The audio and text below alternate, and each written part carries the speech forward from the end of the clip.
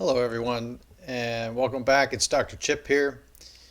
A week ago, I gave a talk on sourcing, where to get your food, and we did part one, the ugly and the bad, fast food, and industrial organic. Today, I'm going to do part two, which is the good. Uh, Two sources, and they come from Michael Pollan's book, The Omnivore's Dilemma. Uh, One of the good sources is a good farm, not an industrial farm, but a family farm. And then the second source, hunting and gathering, which will be a lot shorter because I don't get much of my food there. Um, we'll spend most of the time on the farm. Uh, did you know that 14 states uh, drain into the Mississippi River? I talked to someone who lived close to the Mississippi River recently, and they said, with a really horrible frown on their face, no one would dare even dip their toes in the Mississippi River, let alone swim in it. It's so polluted. The Gulf of Mexico, north of where I live, has a dead zone the size of the state of New Jersey from all the chemicals being pumped into the Gulf. According to Jack E. Davis, University of Florida history professor and author of the book Gulf, The Gulf, The Making of an American Sea, there was a time when ships that were sailing into the Gulf of Mexico just 400 to 500 years ago would come to a standstill if there was a school of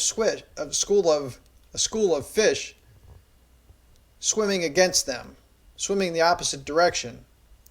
They would hit so many fish that the heavy boat would come to a standstill. Now people go as far as 60 miles out to find a good fish that used to be available very, very close in. The people that dive that I know around here for fish, they don't scuba dive for fish anymore. It's just too few fish, and the water's just not what it used to be. Now, Jackie Davis says that the reason that the water quality is so bad in the Gulf, the reason there is a dead zone the size of New Jersey, is because of chemical fertilizer. Chemical fertilizer from the 14 states that drain into the Mississippi. They use chemical fertilizer to make their produce grow bigger and faster and look better, but it's not really healthy. It is not nutrient dense. And most of the chemical fertilizer that they spray gets washed into the streams and then into the Mississippi River and causes great harm to the environment. Okay, to people who used to be able to sustain themselves on the fish in the Gulf of Mexico. The Gulf of Mexico, early on in our country, was the source of 60% of the seafood in our country. So, with that introduction, I'll transition from the bad way of making food to a much better way. A way that not only gives us nutrient-dense food, but improves the environment. Takes carbon out of the air and puts it into the soil. Many people say that one of the reasons that we have a problem with global warming is because of the way farming has destroyed soil. The soil no longer is capturing carbon and putting it into the soil. The soil is abused with chemicals and monocropping. And also because of the confined animal feeding operations that we talked about last talk, uh, where the manure has no place to go. There's no soil. So it gets washed into rivers or um, evaporates into the air. So let's get started um, with Michael Pollan's book and learn what good farm looks like, and we'll let him do the talking.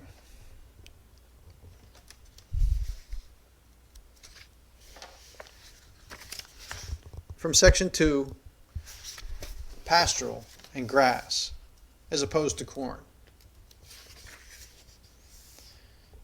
Chapter 8, all flesh is grass, which is a quote from Isaiah chapter 40, by the way. Early in the afternoon on the first day of summer, I find myself sitting in the middle of an impossibly green pasture, resting. I was tired. I'd spent the afternoon making hay, really just lending a hand to a farmer, making hay, and after a few hours in the midday sun hoisting and throwing 50-pound bales onto a hay wagon, I hurt. The others, Joel Salatin, whose farm this was, his grown son, Daniel, and 2 helpers had gone off to the barn for something, leaving me with a welcome moment in the pasture to gather myself before we cranked up the baler again. We were racing to get this hay in before thunderstorms predicted for the evening. It was Monday, my first day of 7 days working on the farm, and thus far my principal conclusion was that in the event I survived the labors of the week, I would never again begrudge a farmer any price he cared to name for his produce. $1 for an egg seemed a steal. $1 for an egg seemed entirely reasonable. $50 for a steak, a steal.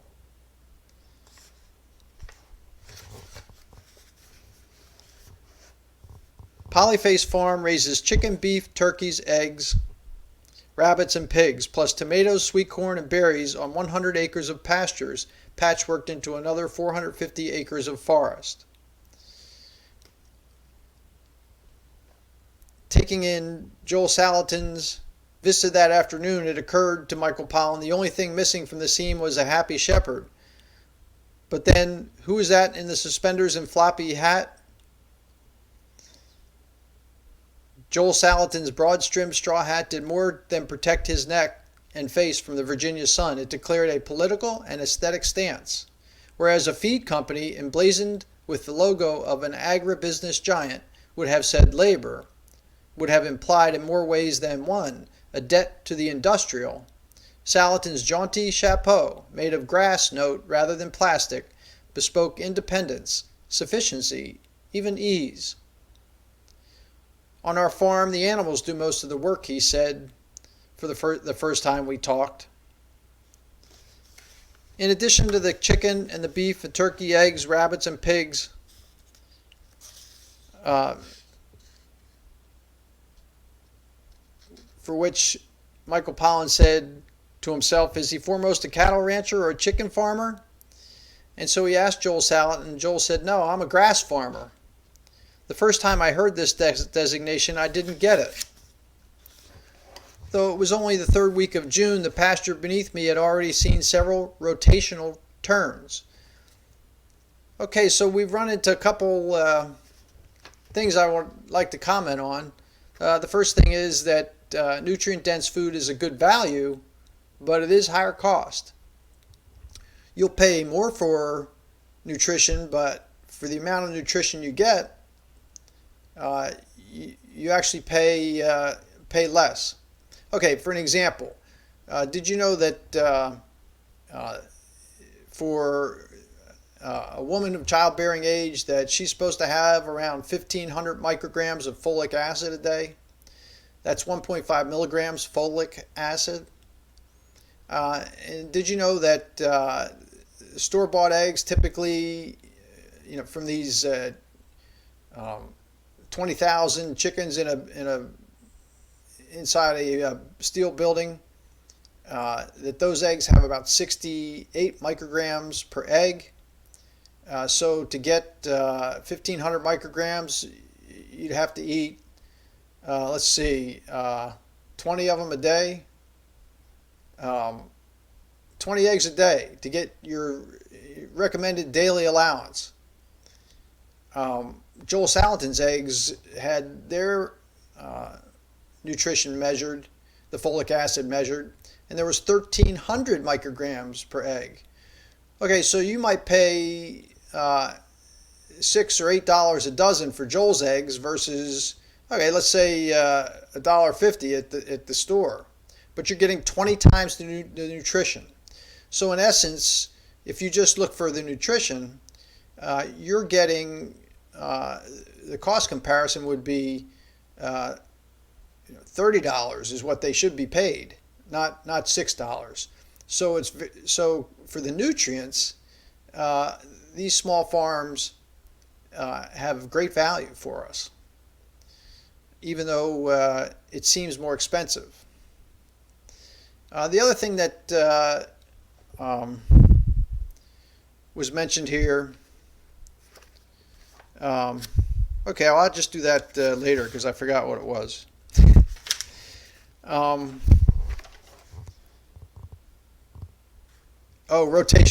Rotational farming. This is not a new thing, but it's becoming, fortunately, in small farms, a way of doing things.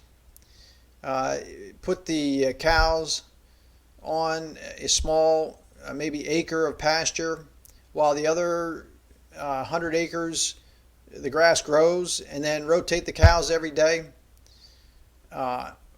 And put the chickens on 3 days behind that so that they'll eat the fly larvae, and you'll have nutritious eggs that way, and there won't be many flies on the farm.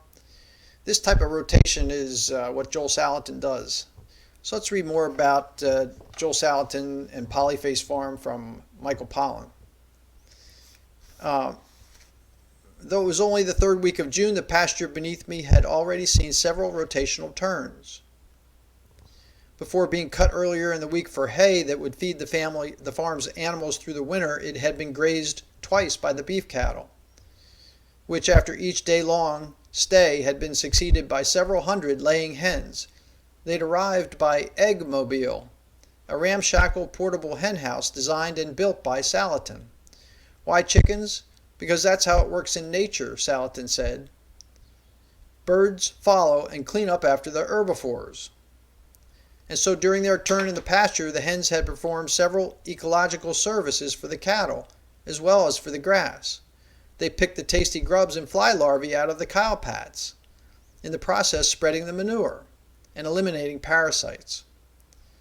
This is what Joel has in mind when he says the reason his cattle have no need of chemical parasiticides,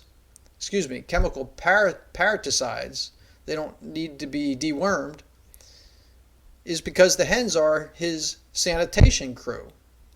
The reason is sanitation crew. And while they were at it, nibbling on the short cattle-clipped grasses they liked best, the chickens applied a few thousand pounds of nitrogen to the pasture. They're fertilizing the pasture. And produced several thousand uncommonly rich and tasty eggs. Remember that if something doesn't taste good, there's not a lot of nutrition in it. If you eat an egg and start to groan, this is the best egg I've ever eaten, it's probably because of the nutrition, unless there were additives to it, unless somebody threw in some flavor chemicals, which we'll get to in a later talk. But if it's just an egg that you put some salt and pepper on and thought it was the best egg ever, probably it's high in nutrition. By the end of the season, Salatin's grass will have been transformed by his animals into some 25,000 pounds of beef. This is on 100 acres of grass. 50,000 pounds of pork, 12,000 broilers, 800 turkeys, 500 rabbits, 30,000 dozen eggs. This is an astonishing cornucopia of food to draw from 100 acres of pasture. Yet what is perhaps more astonishing is the fact that this pasture will be no way diminished in the process. In fact, it will be better for it, lusher, more fertile, even springier underfoot. This thanks to the increased earthworm traffic. Polyface Farm stands about as far from an industrialized sort of agriculture as it is possible to get without leaving the planet. Joel's farm stands as a kind of alternative reality to industrial. Every term governing a conventional 500-acre corn and bean operation in Churton, Iowa finds its mirror opposite here on these 550 acres in Swope, Virginia. To wit, industrial versus pastoral. Annual species, monoculture, versus perennial species. The grass is growing year-round. It's not like corn where you have to grow it every year. Monoculture versus polyculture. Fossil energy versus solar energy. What? You mean they have solar panels? No, the grass takes the sun's energy through chlorophyll and turns it into something that the cows can eat, and then they make a steak from it. So the steak is made from the sun's energy.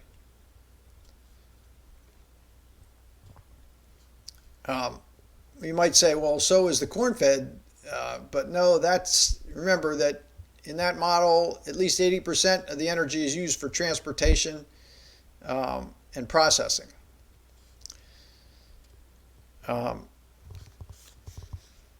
Imported fertility, chemical fertilizers on those farms, and local fertility on Joel's farm.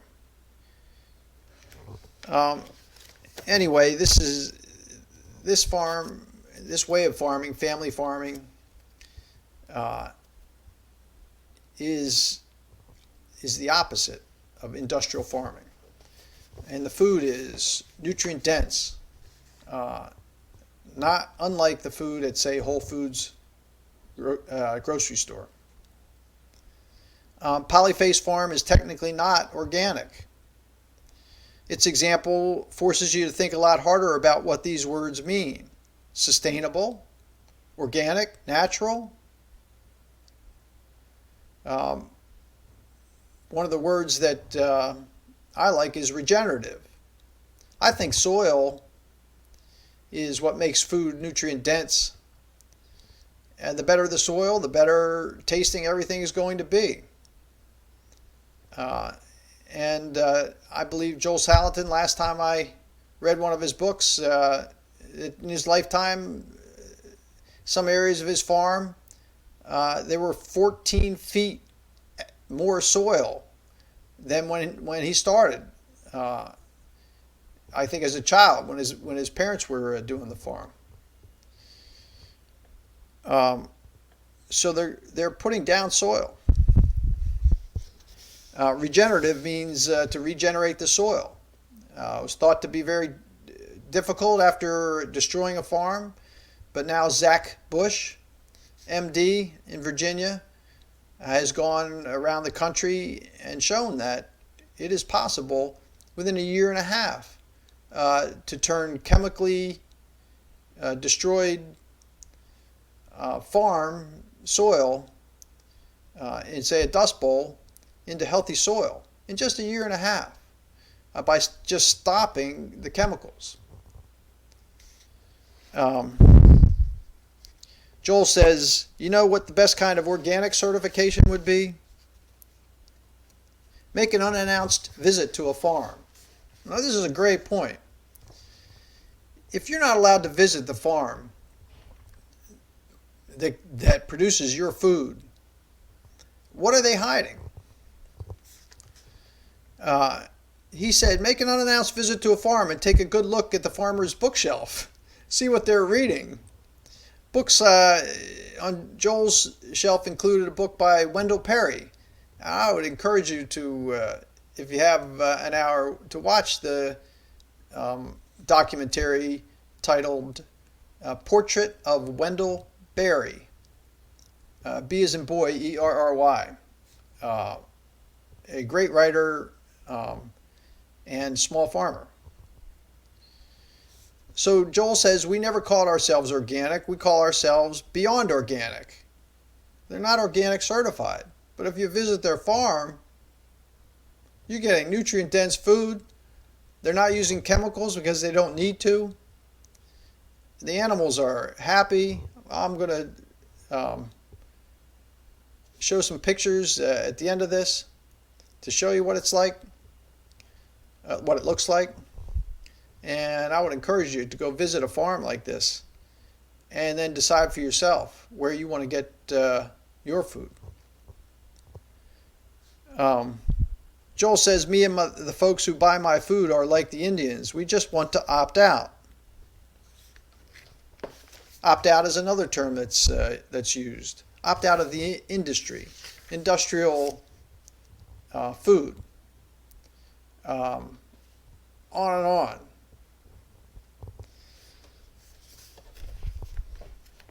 Okay.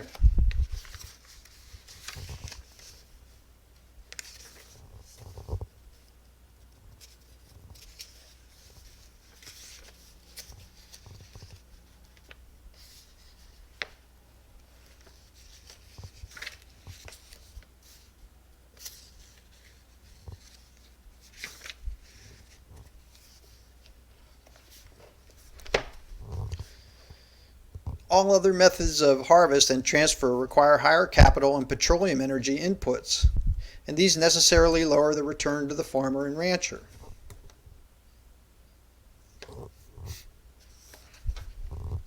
Ranching is a very simple business. The hard part is keeping it simple. The simplest way to capture the sun's energy in a form food animals can use is by growing grass. Joel Salatin is quoted as saying, "These blades are our photovoltaic panels. There are solar panels. The grass is." Joel says, and the most efficient, if not the simplest way to grow vast quantities of solar panels is by management-intensive grazing, a method that, as its name implies, relies more heavily on the farmer's brain than on capital or energy-intensive inputs.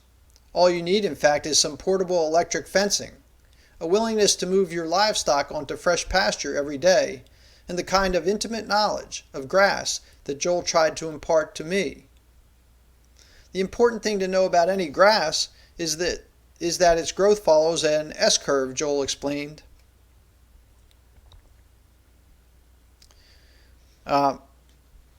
He explained how grass would grow and then it would slow down as it was about to flower and turn woody. So get the cows on the grass before, at the peak of its growth, when it's still fresh and nutrient dense, before it turns woody and flowers, is the goal. And then get the cows off quickly so that they can have fresh grass the next day. A lot of farmers have their cows on the entire pasture all the time and don't rotate. And it's bad for the soil, and it's bad for the cows. Fortunately, many people are rotating now, using electric fence. Greg Judy, up in Missouri, I believe, is an example of a rotational rancher, and he has a great YouTube channel.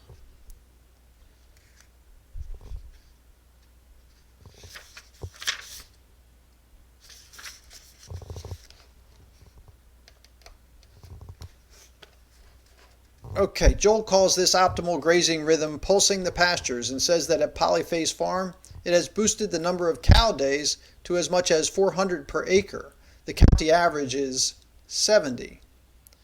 Okay, 70 cow days per acre. 70 cows in a day on an acre is all that most farms can do, but Joel can do 400 cows on an acre per day because the grass is so luscious and so tall, thigh high, by the time the cows are put on it.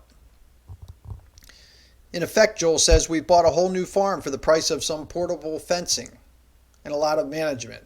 They just use an electric fence. They make a new acre enclosure with the electric fence and then open up a gate by just unhooking the electric fence between the two acres of pasture, and the cows move right in. They hardly need any beckoning because there's fresh grass on the other side. And they do it every day.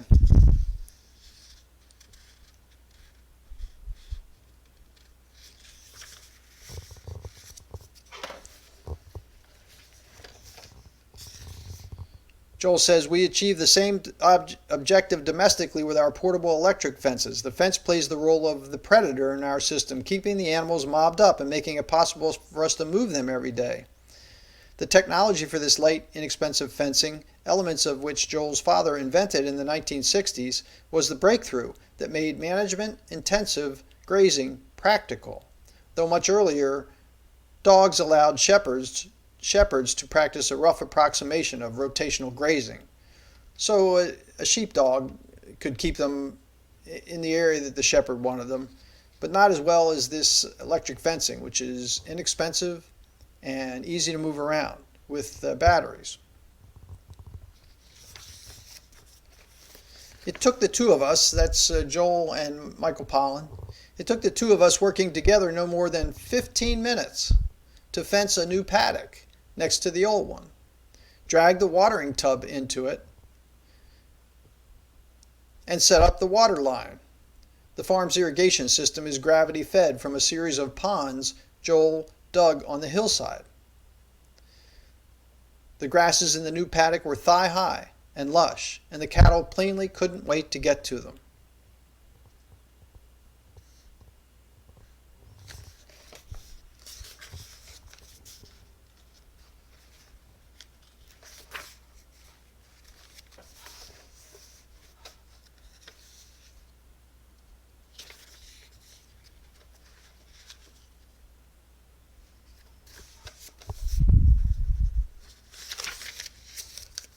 Okay, the market. A chicken, a steak, or ham, or carton of eggs can find its way from Polyface Farm to an eater's plate by 5 possible routes. Direct sales at the farm,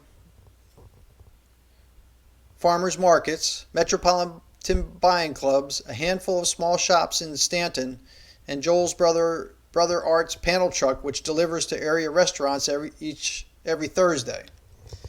Okay, I have a farm which I'll show you the website where I get almost all of my meat, pork, chicken, and beef. A Full Circle Farm, Live Oak, and they're a 3.5-hour drive from here. But every 2 weeks they come down to this area and deliver. And my wife drives her car maybe 20 minutes to the drop-off point, which happens to be a house. Which brings me to an interesting story, because it gets to the point when you start looking at this, like, how can I possibly do this? And I remember when I was in the grocery store and decided I wasn't going to buy anything bad for me, and I got hungry the next day or two, and I had to do something, and I found eatwild.com, and I found Full Circle Farm. And what was amazing when I started doing the right thing was how life just started to work out. And this is a great example, because I was in my own office. I had a private practice in orthopedic surgery in Florida, and I decided to do this, but I had a busy practice, and I was working good 60 hours a week. And how could I possibly fit this in? But I decided I'll see where they deliver and how I can get the food. And amazingly, they delivered only one place in my county, and it happened to be a quarter of a mile from my office. And this is how my life has worked out. When I do the right thing, what I can tell from my conscience is the right thing. Even though it seems like it's going to be impossible, it just works out. Okay, with that point in mind, there are a lot of ways to get the food, not just the 4 that he talked about, or 5 that he talked about here. And there are a lot of websites. It used to be just eatwild.com, but now there's realmilk.com and on and on. I'd met, this is Michael Pollan speaking, I'd met several of Polyface's 400 parishioners on Wednesday afternoon and again on Friday as they came to collect the fresh chickens they'd reserved. And Michael Pollan helped harvest these chickens, which means, cut their heads off and put them in the bin that, steams them so that the feathers will fall off. And then there's this thing that rotates them to take the feathers off. I mean, he got his hands dirty. That's what makes him such a great reporter. And that's part of the farming. It's not something that we have to do as consumers, but it's being done. The opposite is industrial farming. I remember in Virginia, a 27-year-old man came to me with severe carpal tunnel syndrome, and I asked him what he did for a living. And he said, "Oh, I harvest chickens." And I said, "Well, where do you do that?" And he explained it wasn't that far from the hospital, in not a very big building. I said, "How's that done?" And he said, "Well, these tractor trailers bring in up to 100,000 chickens at a time. And they do it in the morning when it's cold, so the chickens are docile.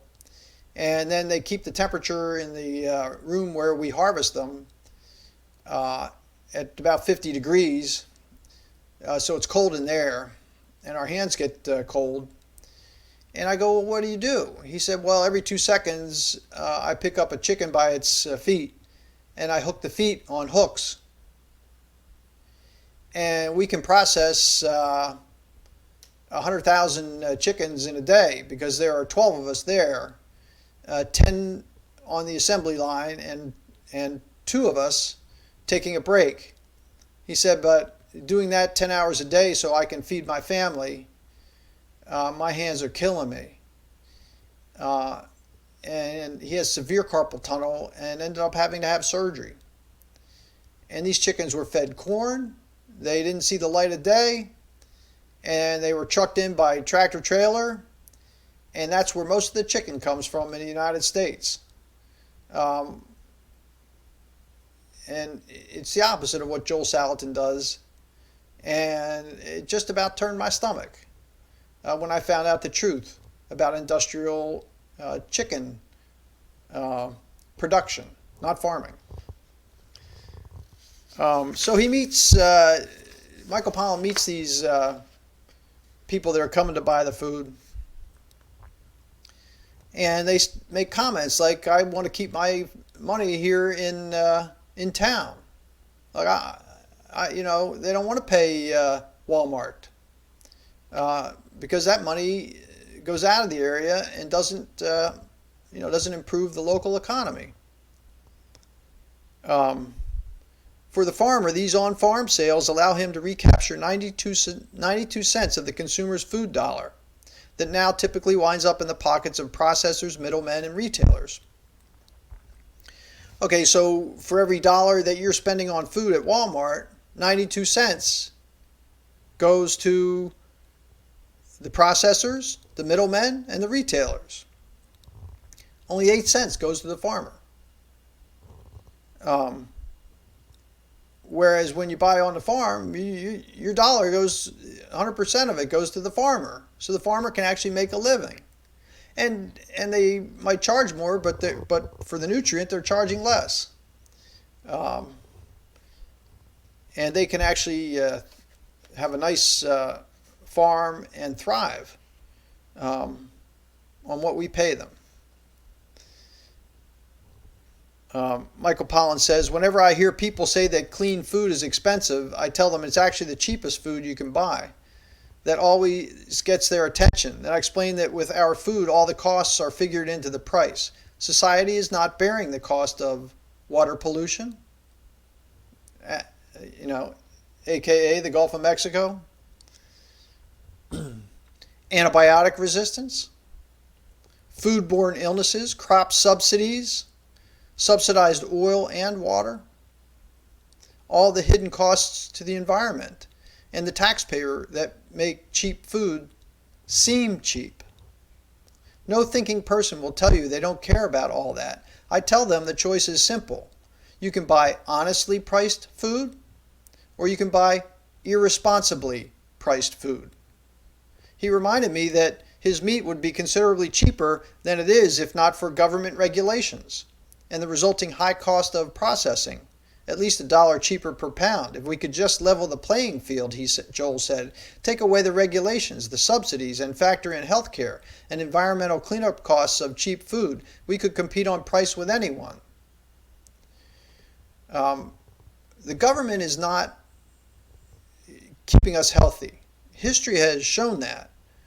The USDA has said that eggs have to be at least 65 micrograms of folic acid per egg. And you might think, oh, the USDA is there to make sure that we have enough folic acid in the eggs, and nothing could be farther from the truth. They're there to make sure that their minimum amount of folic acid in the egg is just underneath what the industrial places are making. So if they're at 68 micrograms, if that's what they have in their eggs, the USDA makes it 65, so that they're all, the industrial, the big guys are in there, they're fine.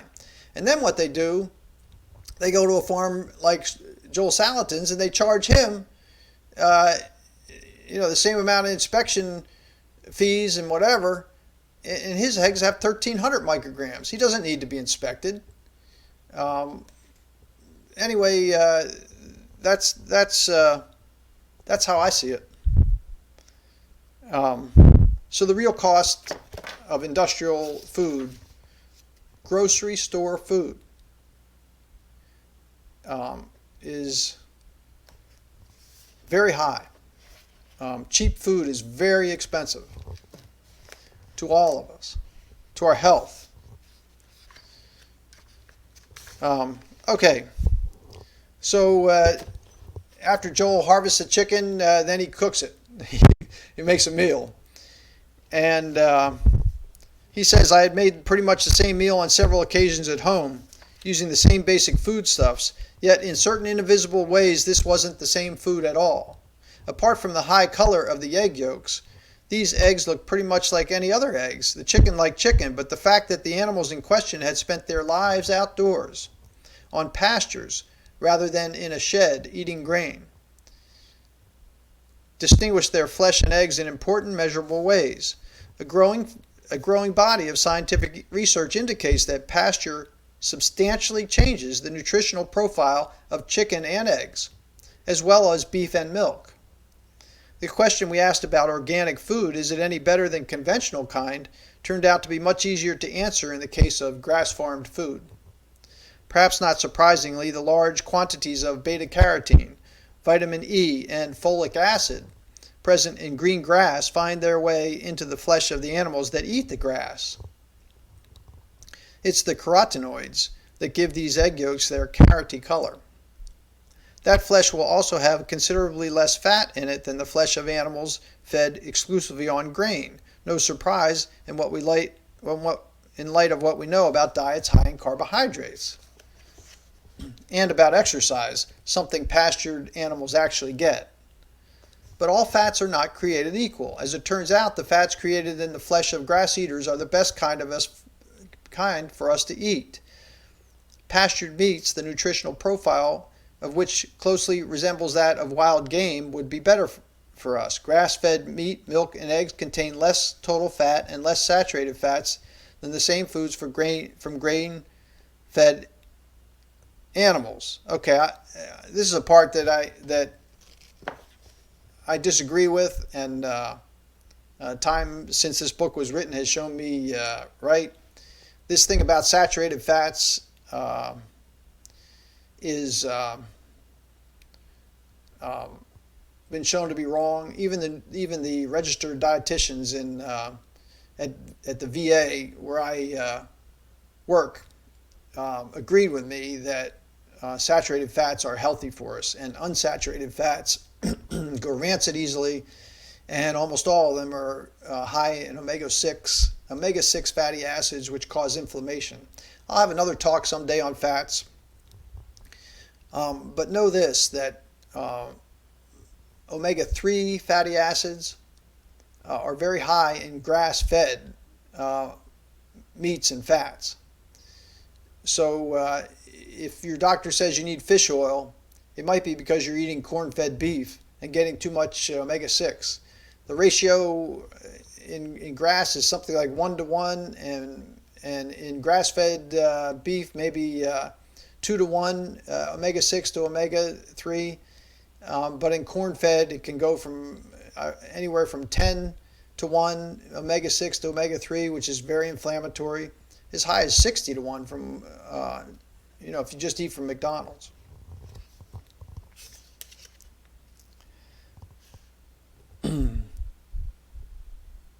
Researchers report that pregnant women who receive supplements of omega-3s give birth to babies with higher IQs. So omega-3 fatty acids are very healthy, but we don't have to supplement if we eat pastured meats and eggs and milk.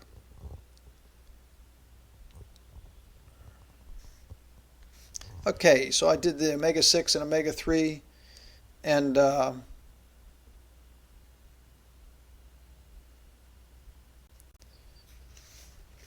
me just summarize by saying when he ate from McDonald's, he said Michael Pollan said, "I feel full," or "I felt full." And when he ate at Joel Salatin's farm, he said, "I felt satisfied." This is a really important point. It took me a few years after I decided to eat food that was good for me and nothing but food that was good for me. It took a few years until I actually felt like, wow, I'm there. I'm not getting I don't feel any more energy, any stronger. I don't need to drink coffee anymore. I don't have to eat sugar and coffee in the afternoon to stay awake, or first thing in the morning to wake up. I have all the energy I want. I see things more clearly. My mood is better. Everything had improved, and it took several years of eating good food to get there. But once I got there, I understood when I ate something what it was like to be satisfied instead of full. There are times when I'll binge eat. I'll eat a strawberry and just crave more, and just eat a whole pint of strawberries.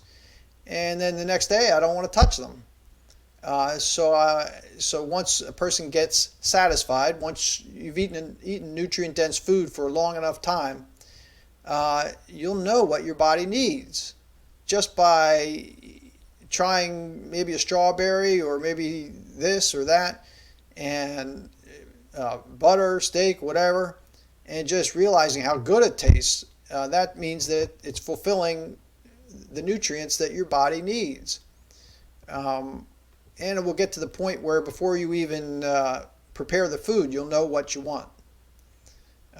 You won't have to look in books about nutrition and decide to eat pumpkin seeds because they have magnesium, for example.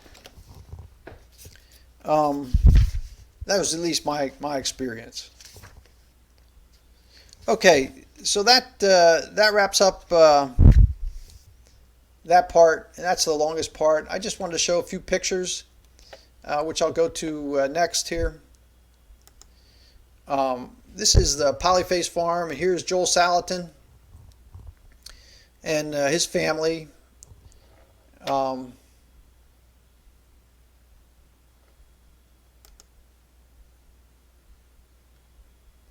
Their mission statement,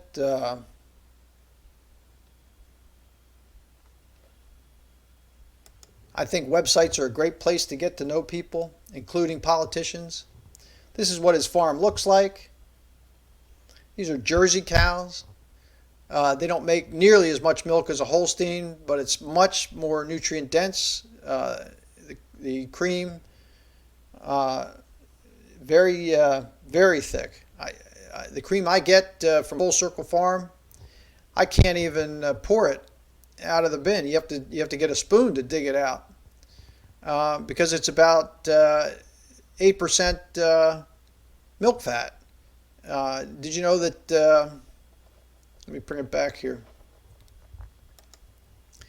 Did you know that when you get cream, heavy cream at the store, it is skim milk with enough cream added to get you to 4%, but the cows might be making 6 or 8%.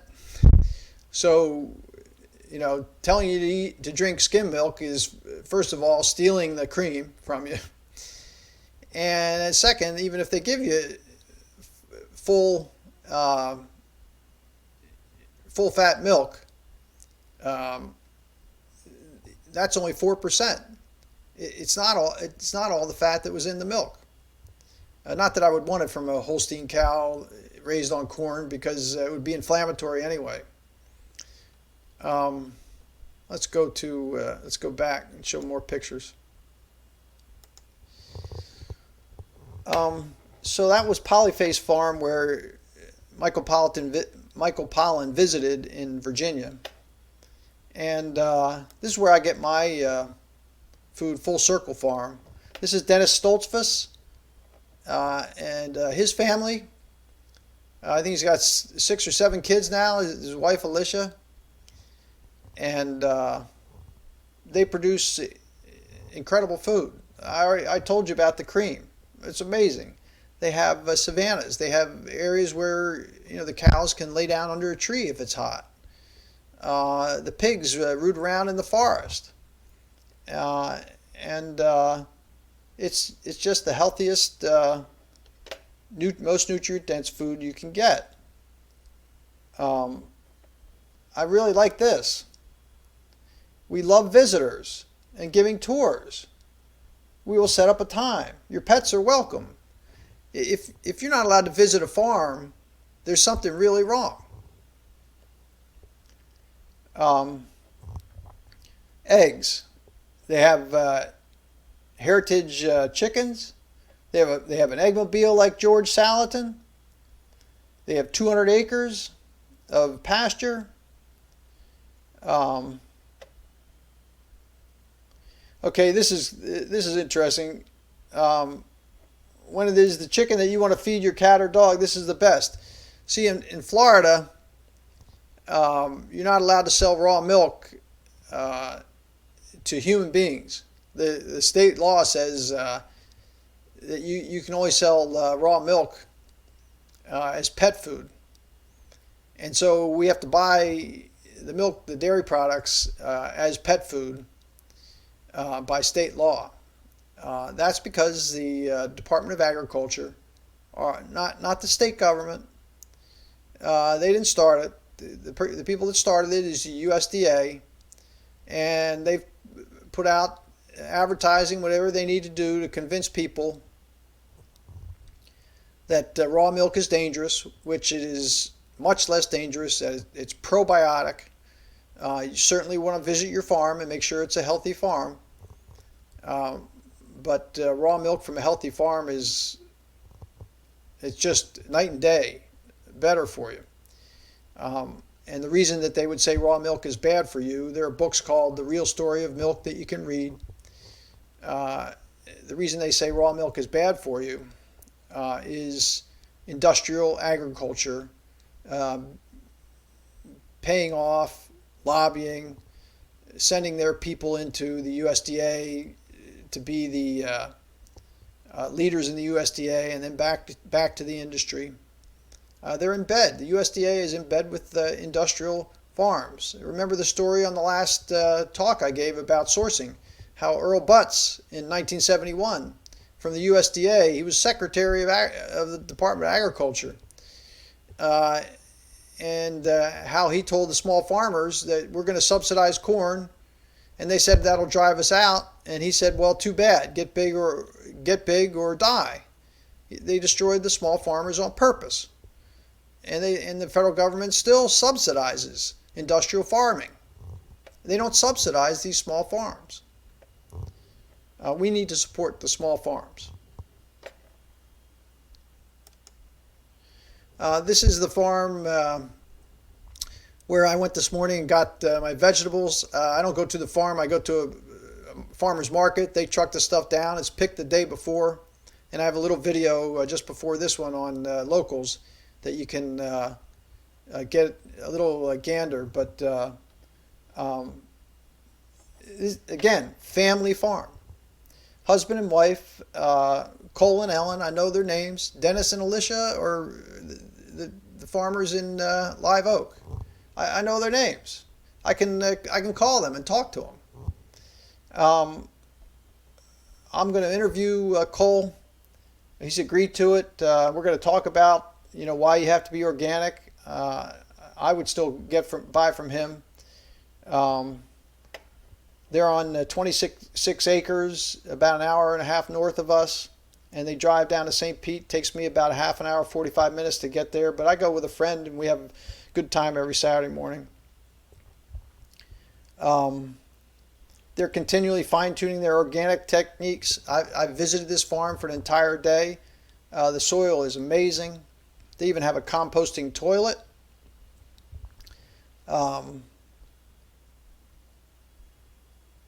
They use cover crops, crop rotation, crop diversity. They are certified with the Florida Department of Agriculture for best irrigation management practices, and they've partnered with the Natural Resources Conservation Service to continue to expand water conservation practices, which means they can get some money by getting water without drilling wells. This is Dancing Goat, their website. This is another farm that I go to every Sunday after I play soccer. They feed the goats, and you can see the goats are so happy. They treat the goats really well. They feed them hay.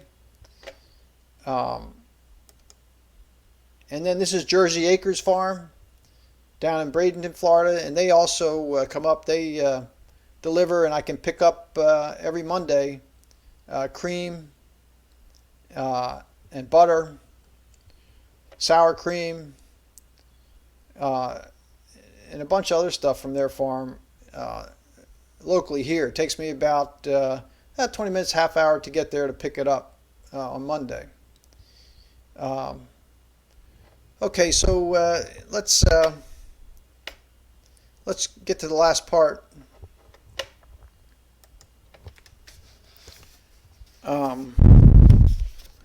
Which is Michael Pollan calls Section 3 the forest. Okay, it's hunting and gathering. My son up in Maine worked for a year and a half on an organic farm, and he and his friend are very interested in chanterelle mushrooms. Mushrooms are part of the hunting-gathering way of getting food, but they can be very poisonous, so you really have to know what you're doing. But the thing to know about mushrooms is they grow underneath the soil as far as 50 miles. That a mushroom is just the flower, it's not the plant. Also, mushrooms don't have chlorophyll. They breathe in oxygen and give off CO2 just like human beings do. They have a lot of great properties.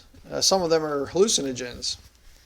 But the right mushrooms can feed you and feed you well. They can be very nutritious. And then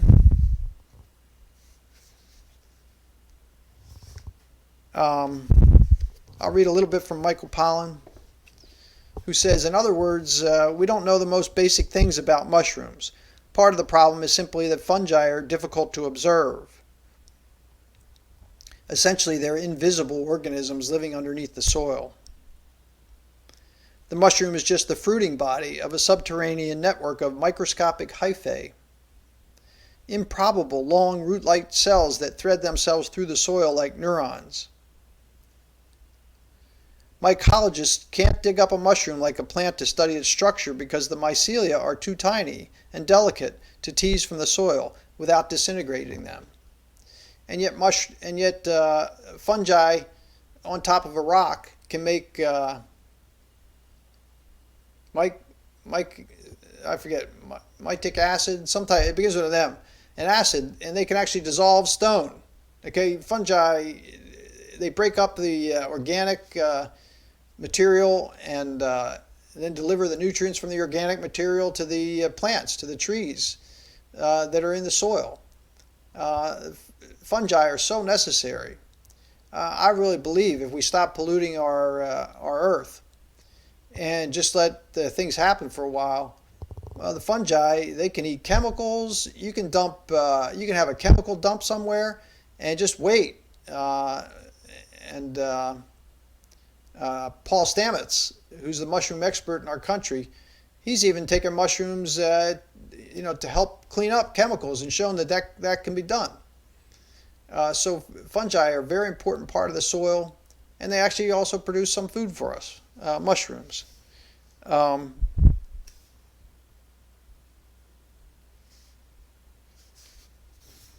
One mushroom plant in Michigan purportedly covers 40 acres. One fungi plant that makes mushrooms, 40 acres, one plant in Michigan. Okay, so then Michael Pollan goes and hunts, and he gets a wild boar.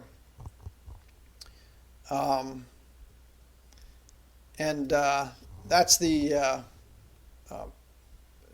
picture that I showed, I think, at the end of my last talk about the piece of meat that I cooked. That's the answer to the mystery meat. That was a shoulder from a wild boar that my friend got for me. Michael Pollan goes out and hunts, and he kills a boar and cooks it. But I don't hunt because I have a friend that manages a large area of land in Florida, north of us, Brooksville. And the wild boar are a nuisance. And so it's like free food. It's like deer. That's the nice thing about hunting and gathering. It can be very inexpensive. I met a guy in Maine. We used to summer up there for vacation. And I met a guy up there who fed a family of 15 all winter just on deer. And so hunting and gathering can be very inexpensive. And it can feed you well if you know what you're doing. But he cooks the pig similar to the way I did, roast it, and that brings us to the end of good food. I prefer food from the farm, but you might prefer food from a hunter-gatherer. Your choice. They're both good foods. They're both very nutritious. But my point in this second part of sourcing is to show you that there is a different way of eating. It's nutrient dense. It will make you healthy. You'll have more energy. Maybe your hair won't fall out, kind of thing. You won't have to wear a hat to protect you from the sun. You won't get skin cancer, even though you get lots of sunshine. In fact, the sun will be good for you. You won't get heart disease because the omega-3 fatty acids in grass are non-inflammatory. There are other things in pastured milk like CLA, conjugated linoleic acid, which is an omega-6 fatty acid that can help prevent cancer. There are too many healthy things in this type of food to really need to measure. There's just no need to measure the nutrients once you're healthy. So if you're like I was years ago, I was interested in how much magnesium is in pumpkin seeds and how much this is in that. It was because I was starving for nutrients. And now that I eat nutrient-rich food and I'm satisfied, I just don't feel the need. I might feel the need to get some strawberries or eat some butter, but I rely on my own intuition now and listen to my body as to what it needs, and it makes life much simpler. The food is a much better value, and it's certainly much better for the environment. So I encourage you to make at least one step soon to get nutrient-dense food, not from a farmer that's in the industry at, say, Whole Foods, but from a family farm, farm to consumer, direct to you, or from a hunter, a gatherer, a fisherman, and celebrate at least one meal with nutrient-dense food and see how you feel. Okay, till next time, thanks for listening. I certainly enjoyed doing this, and I'll see you next time.